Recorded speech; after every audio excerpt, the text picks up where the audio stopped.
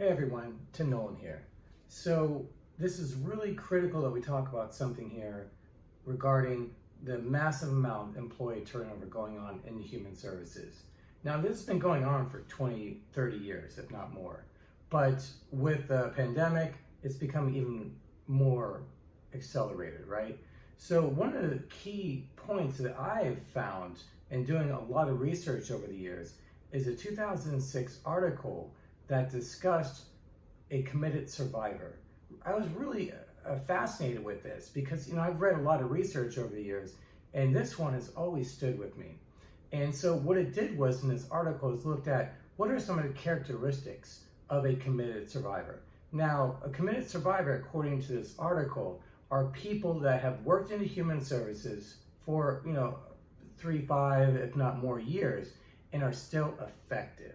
We know many people who have worked in the field a long time and are burned out, but these people, the committed survivors, are effective.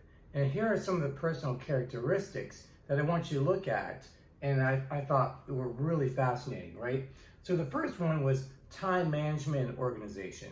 That makes sense. You need people that know how to navigate various systems, who are efficient, can turn things in on time, can navigate the organization, know how to use different databases, smartphones, whatever it is that's part of the organization they're in. Here's a really critical one too, is open and non-judgmental attitude. Now, working in the field, you're going to come across a lot of people from a lot of backgrounds. And it's really important to not have overly rigid thinking about it. You're going to have people who are maybe their backgrounds are very diverse, very different than yours, and say, hey, no problem. My goal right now is to help you with this situation, for example. And so you're not there to judge them based on whatever is going on or whatever they have been through. So that's a really critical one too. So another one is self-confidence and having self-efficacy. So confidence in, hey, I can do this. And efficacy is, I am good at this. I am good at this. I know how to get help. I know how to navigate things. I help my clients get good outcomes. And the next one is personal commitment to clients as well as the field in general. So one's commitment is, hey, I'm supposed to be here. It's a calling to be in this field. And so I'm committed to my clients. I want to do right by them, but I am part of this field and I'm meant to be doing this. So they're very committed. The next one is intuition. Being able to think on your feet.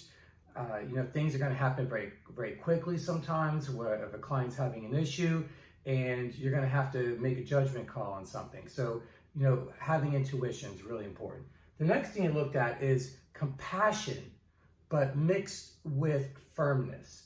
Now, one of the things with working with individuals and clients, if you will, is that you're going to have individuals who are maybe what we call treatment savvy, who may attempt to manipulate. So you're going to have compassion, of course, but hey, I'm going to also hold you accountable, because if I just allow you to get what you want, how is that helping you in the future? Or even get out of the present challenges they're in. So that's a really good one too. And then being a team player, so helping people out, whether it's being a mentor for new people coming onto the team, as well as being able to work efficiently on your own. So being able to work independently. And another one too that stood out was making your needs known. What are your needs? And being an advocate for yourself. You're trained by working in the field to be an advocate for other people. But what about being an advocate for yourself?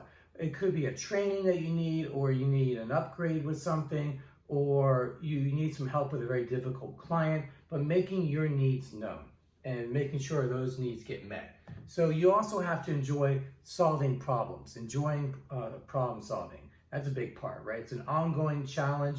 Some would argue in certain sectors, especially like child protective services, that some may be adrenaline junkies where they love these challenges and solving the mysteries, if you will, with their investigations. So you definitely have to like that.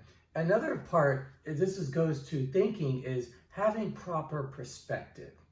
And that is not allowing yourself to get too caught up in things, to be open-minded, again, to not be overly rigid.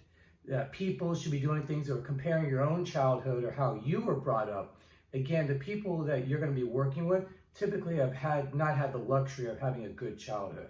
So we need to be flexible about that. Like, hey, no problem. Let's look at some little things that can be done here to help you out of your current challenges, right? Do you want to live a better life? Well, here's what that looks like and how to get there, okay? And then is the work-life balance. The work-life balance is mentioned quite a bit, right? But it's really looking at, it's up to the individual. What does that look like? Is how can I leave work at work when I leave? Am I not answering my phones? What things do I enjoy doing outside of work? And one of the biggest things that I've worked with when I work with organizations and frontline employees is developing a self-care plan. What is your self-care plan? So, and then hopefully getting other people involved where they're knowledgeable of it, and they can chime in and say, hey, how are you doing with that? Do you like listening to music? Do you like reading? Do you like going for walks? Whatever it is, meditating, for example, is something that can be very powerful in a small amount of time. So, and then the last one is having a sense of humor. That is so critical to help with just managing all the stress and potentially traumatic situations you're going through. So, you know, is there enough humor around the team? Now, just be mindful of this. The humor that you have with your team members is probably not humor you want to share outside of the work environment, because other people are not going to get it. And some may actually be a little concerned about, like, why are you guys joking about that? But guess what?